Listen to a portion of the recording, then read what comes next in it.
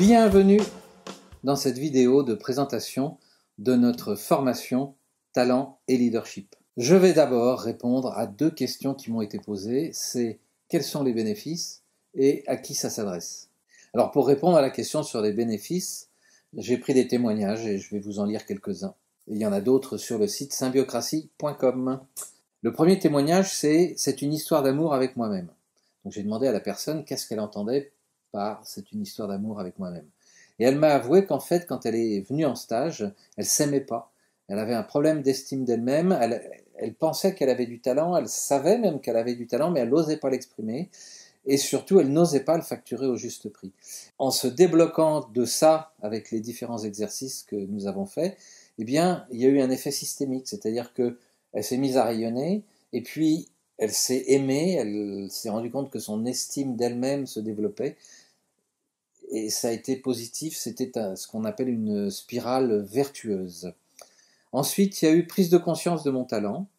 Un autre aussi qui est sympathique, c'est j'ai vu disparaître le syndrome de l'imposteur. Vous savez, ce foutu syndrome, parce qu'on a un talent, on a développé quelque chose, mais on n'a pas le diplôme qui va avec, et puis on n'est peut-être pas reconnu par nos pairs, et puis il faut se lancer, c'est la première fois qu'on y va, on n'a pas encore l'habitude, on n'ose pas, etc. Donc on a ce foutu syndrome de l'imposteur. Donc une personne, même plusieurs je pense, ont vu disparaître le syndrome de l'imposteur. Alors un autre, c'est « j'ai compris pourquoi je me faisais licencier ». D'autres m'ont dit aussi qu'ils avaient compris qu'ils n'étaient pas à la bonne place et pourquoi l'un ou l'autre avait fait une dépression. Ensuite, j'ai compris mes forces et je me suis mis à rayonner, ce qui fait que mon chiffre d'affaires augmente régulièrement. J'ai intégré mon talent et j'ai osé l'exprimer. Et alors, j'ai pu réussir mes entretiens d'embauche et j'ai eu d'ailleurs 3 propositions. Voilà, bon. Il y en a plein comme ça sur mon site. Alors la deuxième question, c'est à qui ça s'adresse. Et j'ai eu vraiment différentes personnes, aussi bien des étudiants, des adolescents, des femmes qui revenaient sur le marché du travail après avoir élevé leurs enfants, des gens qui étaient en échec professionnel, des gens qui se posaient des questions. J'ai même eu, et ça je l'ai marqué, des futurs retraités et même des retraités qui venaient pour prendre conscience de leur talent et essayer de trouver des idées d'ONG ou même de start-up qu'ils avaient envie de lancer entre eux pour donner à leur retraite une nouvelle dimension motivante et impliquante. Il y a vraiment énormément de gens, et alors ce qui est extraordinaire, c'est que on se rencontre, on échange, on vient en aide les uns aux autres, et c'est très très riche sur le plan humain et sur le plan créativité. Le premier exercice, ça concerne ce que j'appelle l'algorithme sémantique, l'algorithme de nos talents. Comment assembler des mots pour créer une dimension à notre talent. Je prends juste un exemple. J'ai travaillé avec des comptables.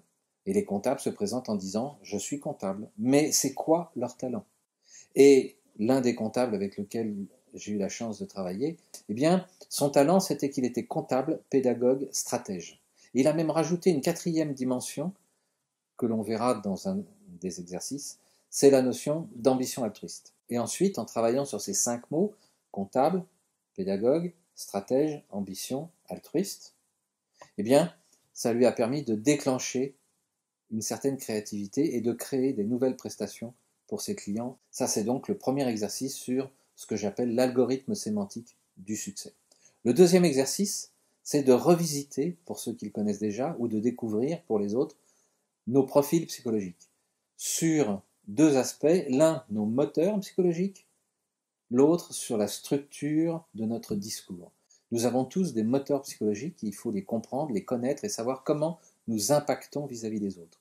Et le deuxième volet de cet exercice, c'est l'analyse de la structure du discours. C'est-à-dire qu'à partir de la structure de votre discours, vous savez qui vous êtes, vous savez quel est votre impact, quelle est l'énergie, quelle est la fréquence que vous envoyez vers l'autre, et aussi en écoutant l'autre, vous allez pouvoir, à partir de l'analyse de la structure de son discours, savoir qui il est, comment il fonctionne, quelles sont ses attentes, quels sont ses besoins et quels sont ses moteurs psychologiques. Le troisième exercice, c'est la dynamique du flow.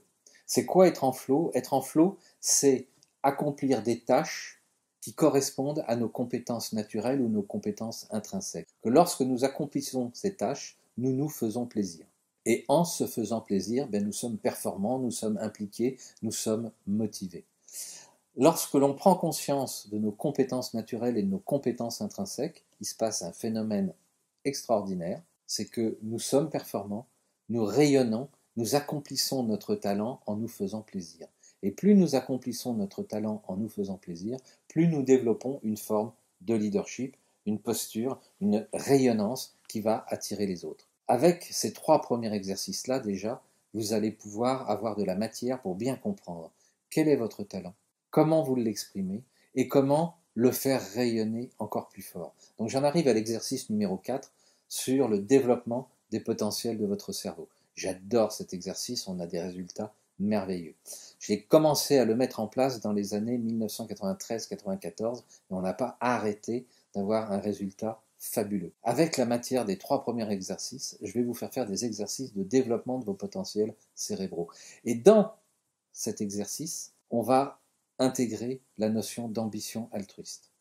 Vous allez voir, quand on réfléchit bien, il y a un grand nombre d'entreprises qui sont des réussites merveilleuses et qui sont à l'origine partie d'une ambition altruiste. Je ne dis pas qu'après, avec la richesse et la gloire, elles n'aient pas un peu pété les plombs.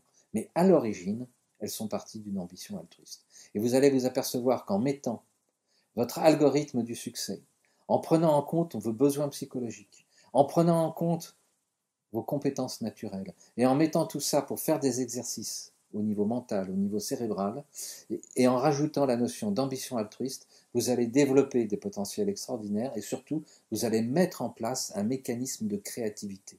Non seulement vous allez apprendre à capter de l'information à 360 degrés, de façon complètement holistique, mais ça va être aussi systémique.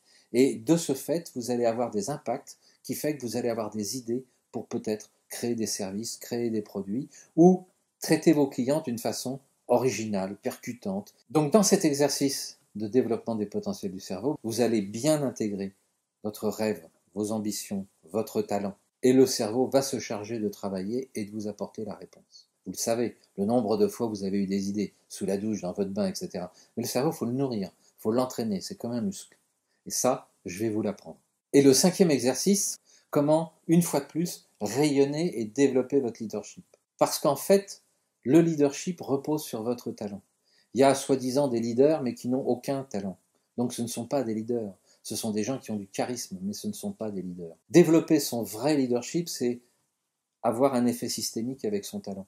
Plus vous allez développer votre talent, plus vous allez développer votre leadership. Surtout, ne confondez pas charisme et leadership.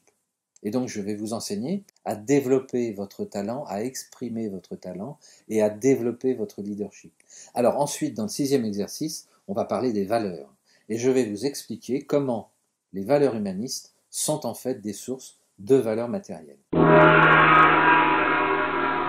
Grâce à cette formation, vous avez une approche structurée pour développer votre estime de vous, pour développer votre créativité, pour développer votre confiance en vous, pour développer votre chiffre d'affaires, pour oser être et vivre de votre talent. Suivez-nous sur Facebook, sur LinkedIn. À bientôt.